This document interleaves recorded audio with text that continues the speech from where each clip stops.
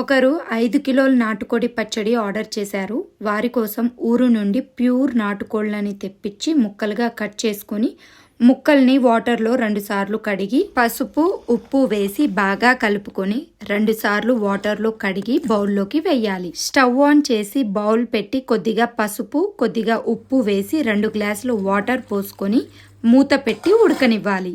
అందులో వాటర్ అంతా ఇంకిపోయిన తర్వాత కడాయిలో ఆయిల్ పోసి ఆయిల్ హీట్ అయిన తర్వాత కొద్దిగా నాటుకోడి ముక్కలు వేసి లైట్ బ్రౌన్ కలర్ వచ్చిన తర్వాత ఒక బౌల్లోకి తీసుకోవాలి. ఇలా అన్ని నాటుకోడి ముక్కల్ని లైట్ బ్రౌన్ కలర్ వచ్చిన తర్వాత ఒక బౌల్లోకి తీసుకోవాలి. అదే ఆయిల్లో అల్లం వెల్లుల్లి పేస్ట్ ని వేసి బాగా కలుపుకొని అల్లం వెల్లుల్లి పేస్ట్ కలర్ మారిన తర్వాత స్టవ్ ఆఫ్ చేయాలి. బౌల్లో నాటుకోడి ముక్కలు వేసి అందులోకి పచ్చడి మసాలాలు, రుచికి తగినంత ఉప్పు, రుచికి తగినంత కారం వేసి బాగా కలిపి లైట్ బ్రౌన్ కలర్ అయిన అల్లం వెల్లుల్లి పేస్ట్ వేసి కొద్దిగా ఆయిల్ పోసుకుంటూ బాగా కలిపి 2 గంటల తర్వాత నిమ్మకాయ రసం పోసుకొని బాగా కలుపుకుంటే నాటుకోడి పచ్చడి రెడీ. ఎవరికైనా నాటుకోడి పచ్చడి కావాలంటే swarnapickles.com అనే వెబ్సైట్ కి వెళ్ళి ఆర్డర్ చేయండి.